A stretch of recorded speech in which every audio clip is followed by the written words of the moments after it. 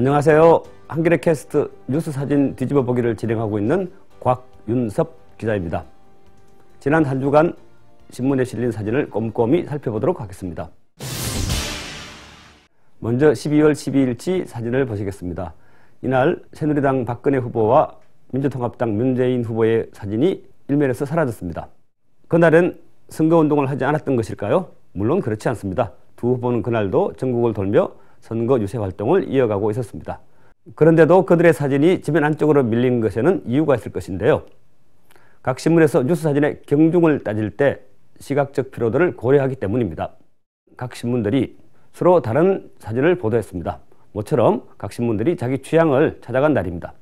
경향신문은 파라과이 인권활동가들의 시위를 담았습니다.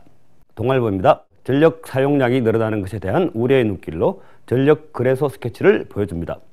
서울신문은 대선 후보들에게 쏠린 국민들의 표정을 보여줍니다. 다음은 세계일보인데요. 한파가 만들어낸 춘천호 주변 나무의 상고대가 멋집니다. 조선일보는 항공모함 위의 무인 항공기 사진을 소개합니다.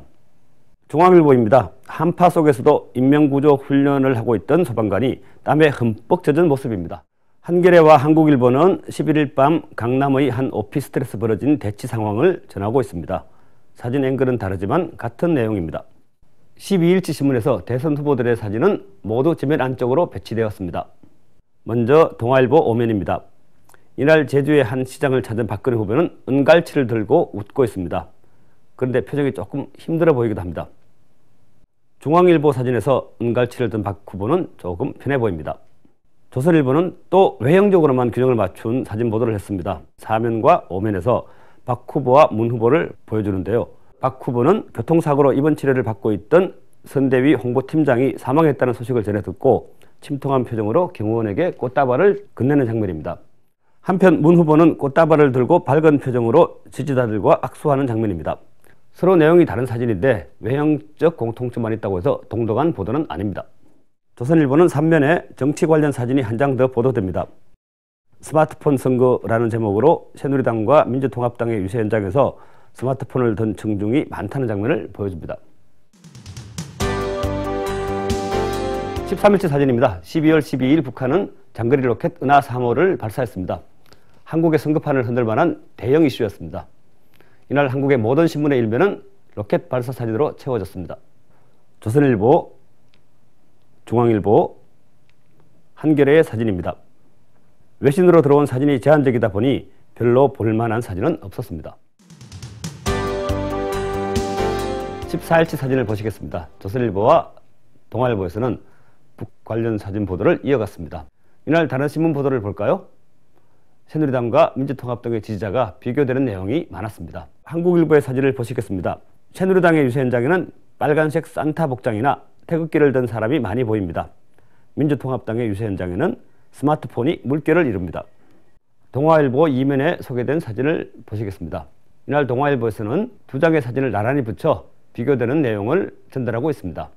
왼쪽 사진은 박근혜 후보가 김지아 씨와 이야기를 나누고 있고요. 오른쪽 사진은 문재인 후보가 안철수 전 후보와 손을 잡았습니다. 비오는 날 선거운동을 보도한 15일치 사진입니다. 먼저 동아일보 사진입니다. 그리고 조선일보 사진인데요. 언뜻 두 사진은 비슷해 보입니다만 어떤 차이가 있을까요?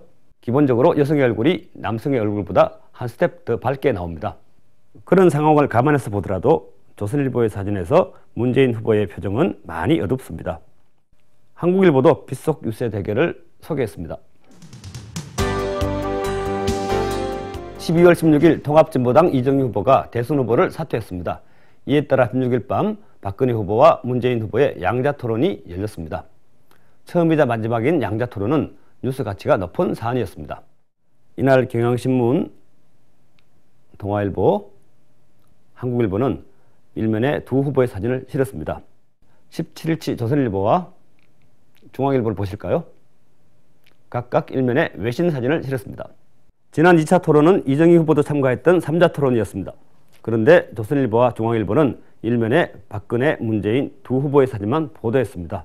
막상 양자 토론이 열린 다음 날 17일치 조선과 중앙일보 일면에선 대선 후보의 사진을 아예 싣지 않았습니다. 조선일보는 현지 시각으로 14일에 발생한 미국의 총기 참사 유족 사진을 17일치 일면에 실었습니다.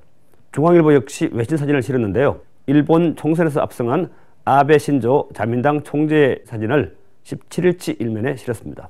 중앙일보 정치면을 보시겠습니다. 이날도 양당의 주요 당직자들은 불편한 각도에서 TV 토론을 보고 있었네요. 대통령 선거를 하루 앞둔 18일치에는 투표를 독려하는 사진이 소개되었습니다. 한겨레 신문 일면에는 두 대선 후보가 막바지 선거운동에 최선을 다하고 있는 모습을 실었습니다. 서울신문 일면은 유권자들의 투표 참여를 독려하고 있는 모습입니다. 한국일보 역시 후보의 유세장에서 지지를 호소하는 모습을 실었습니다. 투표하면 세상이 달라집니다. 사진을 뒤집어 보면 세상이 다르게 보입니다. 한겨레 캐스트 곽윤섭이었습니다.